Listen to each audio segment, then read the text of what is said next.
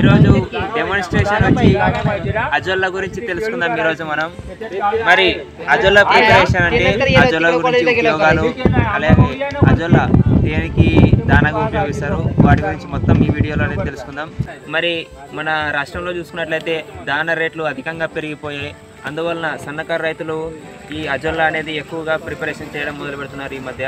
ఎందుకంటే ఈ అజొల్లా అనేది ఆవులకు మరియు గేదెలకు అలాగే కోళ్లకు కుందేలకు కూడా దానాగా ఉపయోగిస్తారు. ఎక్కువగా అధిక మోతాదులో కూడా తినడం జరుగుతుంది ఈ అజొల్లా అనేది. మరి అజొల్లాని తీసుకున్నట్లయితే ఈ వాటర్లో వచ్చి 1 నుంచి 1.5 kg అనేది అజొల్లా తీసుకుంటాం దీన్ని. ఆ తర్వాత అది మొత్తం ఈ పాండ్ మొత్తం పరిచిపోతుందండి. పాండ్ లెంత్ చూసుకున్నట్లయితే వెడల్పు వచ్చి 1.5 మీటర్, అలాగే పొడవు వచ్చి 2.5 మీటర్స్ అండి. ఈ అజొల్లా అనేది పాండ్లో కాకుండా వరి పొలాల్లో కూడా ఎక్కువగా సాగు చేయడం మనం గమనించవచ్చు. ఎందుకంటే వరి పొలాల్లో అజొల్లాను సాగు చేయడం వల్ల గాలిలో ఉండే నైట్రోజన్ని అంటే నత్రజనిని ఆ అజొల్లా అనేది అబ్జర్వ్ చేసుకొని వరి పంటకు అనేది అందియడం జరుగుతుంది. పాండును తవ్వుకున్న తర్వాత ఇలా సంచులను ఉపయోగించి కింద పరచడం వల్ల పాలిథిన్ షీట్కు ఎలాంటి డ్యామేజ్ కాకుండా ఉంటుంది. పాండు మొత్తం కవర్ అయ్యేలా సంచులు పరిచిన తర్వాత పాలిథిన్ షీట్ అనేది చాలా జాగ్రత్తగా డ్యామేజ్ కాకుండా సేఫ్టీగా వేయాలి. ఎడ్జెస్ కూడా పూర్తిగా మట్టితో కప్పు వేయాలి. మట్టి విషయానికి వస్తే సారవంతమైన మట్టిని ఎంచుకోవాలి. అది కూడా 15 kgల మట్టిని ఎంచుకోవాలన్నమాట. 15 kgలు ఎంచుకున్న తర్వాత వాటిలో రాళ్ళు కానీ ఇతర చెత్త ఏమైనా ఉంటే చాలా నీట్గా వేయాలి. ఎందుకంటే వాటి వల్ల పాలిథిన్ షీట్కు డ్యామేజ్ అయ్యే అవకాశం కూడా చాలా ఉంటుంది. పశువుల ఎరువు విషయానికి వస్తే 10 kgల పశువుల ఎరువును తీసుకొని బాగా వాటర్ కలిపి మిక్స్ చేసి అందులో 50 grams SSP అంటే సింగిల్ సూపర్ ఫాస్ఫేట్ని 50 grams అనేది వేసి బాగా మిక్స్ చేసుకోవాలన్నమాట. ఇలా పశువుల ఎరువుని వాటర్తో కలిపి పూర్తిగా స్లర్రీగా మార్చి అలాగే SSP కూడా పూర్తిగా కరిగే వరకు కలుపుతూనే ఉండాలి. ఇలా పూర్తిగా స్లర్రీగా మారిన తర్వాత సైడ్కి పెట్టుకోవాలి. మట్టిని పూర్తిగా చెత్త వేసిన తర్వాత ఆ మట్టిని పూర్తి పాండ్ పరిచే విధంగా చల్లుకోవాలన్నమాట. ముందుగా ప్రిపేర్ చేసుకున్న పశువుల స్లర్రీని ఆ పాండ్లో వేసుకోవాలి. వాటితో పాటు వాటర్ను కూడా కలిపి పాండ్లో అనేది మిక్స్ చేయాలి.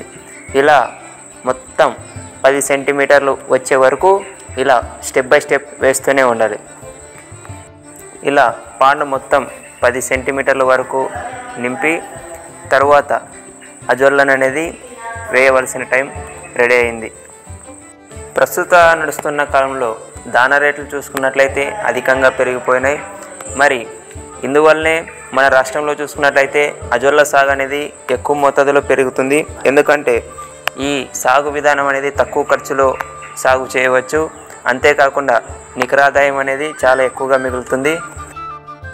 ఈ అజొల్లాను ఆవులకు, గేదెలకు, మేకలకు, కుందేళ్లకు అలాగే కోళ్ళకు కూడా దానాగా ఉపయోగిస్తారు.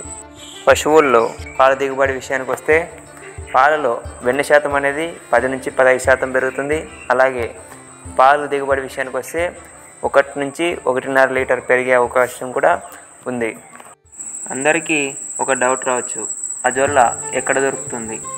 మాకైతే ఇక్కడే దగ్గరలో ఉన్న KVK అంటే కృషి విజ్ఞాన కేంద్రంలో అనేది అజొల్లా ప్రొవైడ్ చేయడం జరిగింది.